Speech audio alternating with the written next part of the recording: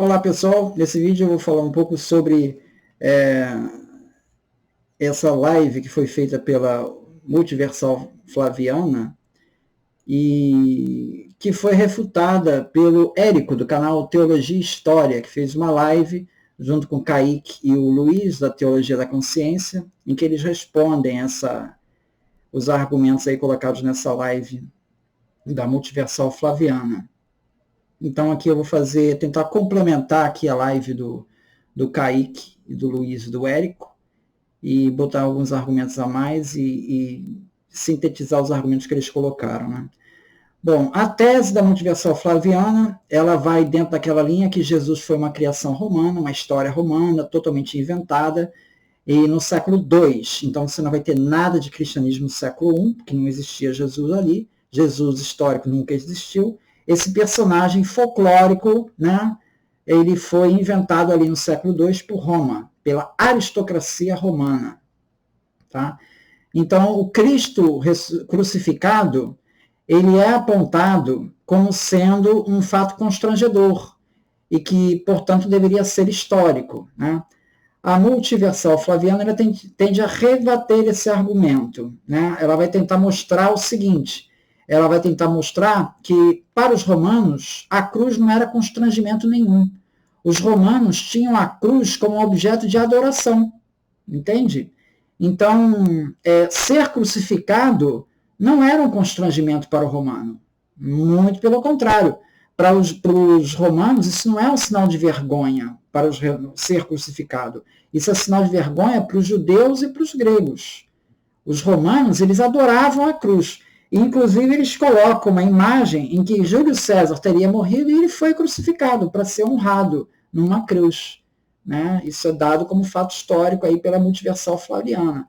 Então, quando coloca Jesus crucificado, para os romanos é uma honra. Não há qualquer constrangimento nisso. Bom, esse argumento ele é totalmente estapafúrdio. Assim, ele não tem menor base para se sustentar. Começando pelo Edward Gibbon, né, no capítulo 20, ele diz assim: um instrumento das torturas que eram infligidas apenas a escravos estrangeiros tornou-se objeto de horror aos olhos de um cidadão romano. E as ideias de culpa, dor e ignomínia estavam intimamente unidas à ideia da cruz. Aí, nesse mesmo capítulo 20, na nota 29, ele vai citar um trecho de Cícero, que acabou sendo usado aqui pelo Érico na live dele, que diz assim: o próprio nome da cruz, de Cícero, não é apenas removido do corpo dos cidadãos romanos, mas também de seus pensamentos, olhos e ouvidos. Ou seja, é uma tremenda humilhação você ouvir falar no símbolo da cruz para um romano. Tá? Prossegue a nota 29. Os escritores cristãos Justino, Minúcio Félix, Tertuliano, Jerônimo e Máximo de Turim investigaram com sucesso tolerável a figura ou semelhança de uma cruz em quase todos os objetos da natureza ou da arte. Na interseção do meridiano e do equador, no rosto humano, no pássaro voando, um homem nadando, um mastro e uma verga, um arado e um estandarte, etc. Então, veja, esses cristãos estão buscando o símbolo da cruz em outras coisas para mostrar que faz sentido adorar a cruz. Para um romano não faria o menor sentido. Não tem sentido isso. Você veja que o Gibbon fala do estandarte. Né? O estandarte teria um mastro e uma verga horizontal, no fundo, né? Para depois você segurar o estandarte. Isso é o que Justino ele está achando de mais próximo de cruz que os romanos têm. Mas os romanos adoravam aquilo como cruz? Não faz nenhum sentido disso. Eles nem tinham conta que aquilo ali era uma cruz. Era um estandarte. Então, outra coisa que não faz sentido, você pega a história do Constantino. Constantino se converteu ao cristianismo, supostamente por ter uma visão na batalha da Ponte Milvio contra Maxêncio, né? E que ele viu ali o símbolo da cruz. Ele viu o símbolo da cruz. Aquele símbolo da cruz ele logo associou com os cristãos, né? Então, desde quando o símbolo da cruz é salvação para os romanos? Então, o que teria de novidade ali para o Constantino aquele símbolo da cruz, se aquilo fosse um símbolo romano de salvação?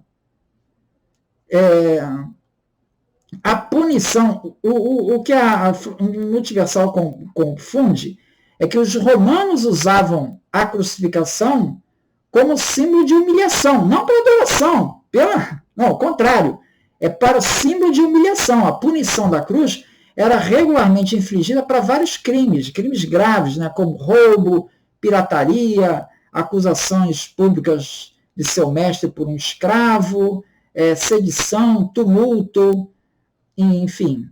Segundo o costume romano, a pena de crucificação era sempre precedida da flagelação, depois o indivíduo tinha que carregar a cruz, ele era zombado até chegar no ato da execução e exposto a insultos ao povo.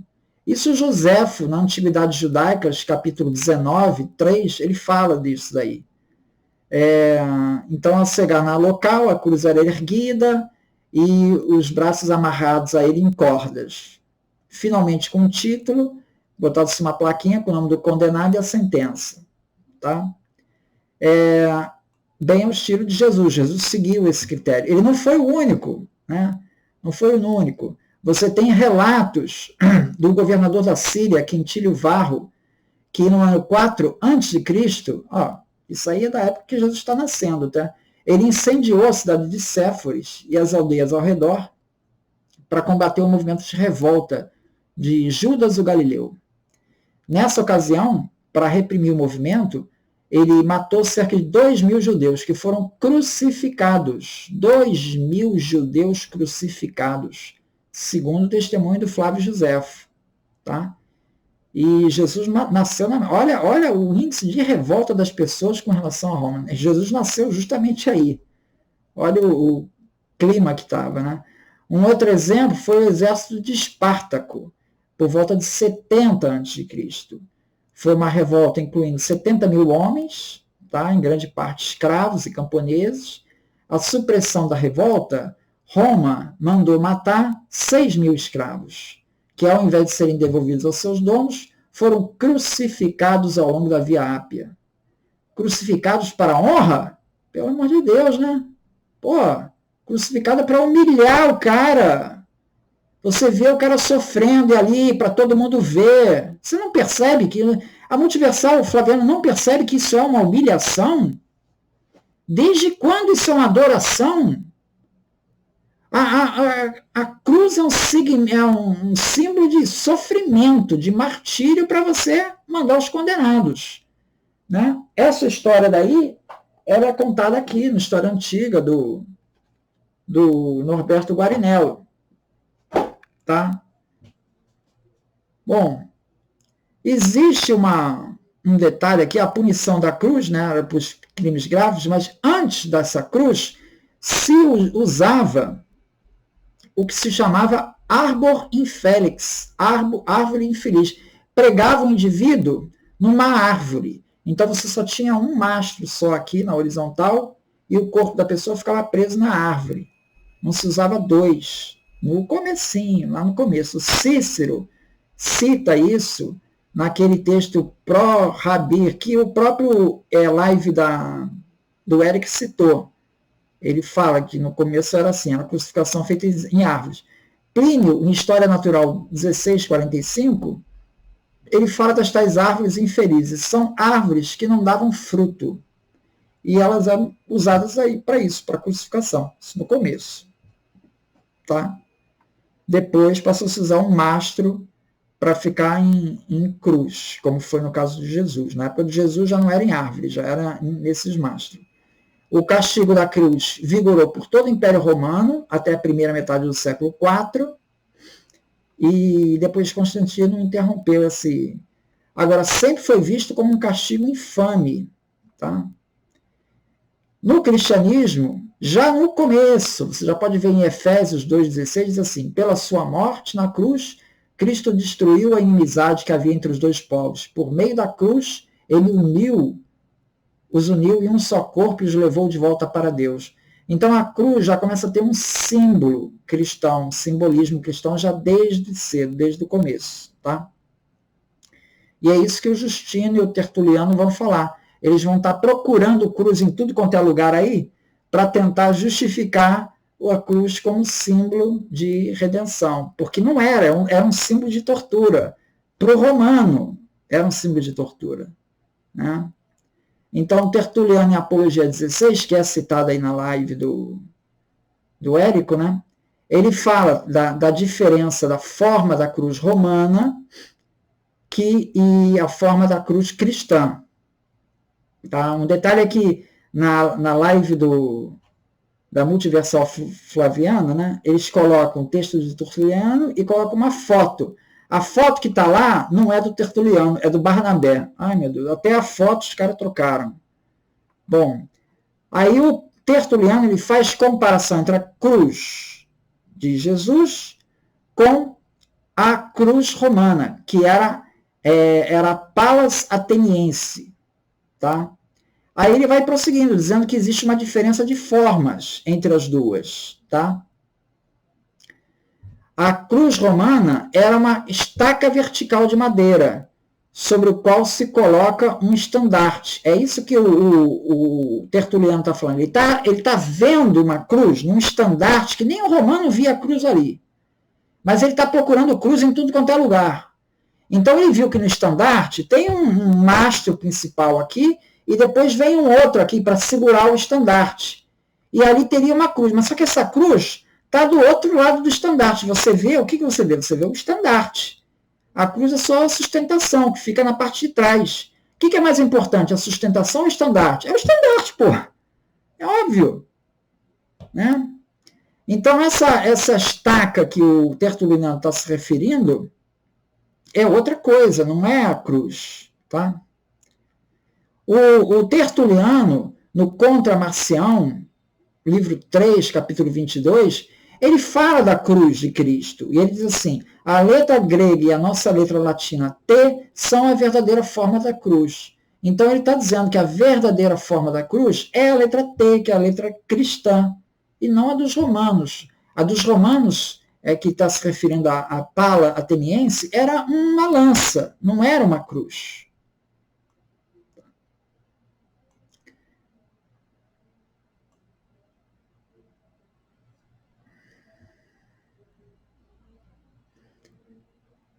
Tertuliano, mais à frente, ele diz assim, ó, mas vós também cultuais as vitórias, porque em vossos troféus, a cruz é sustentáculo do troféu, tá entendendo? Porque tem o estandarte, a cruz é quem sustenta o estandarte.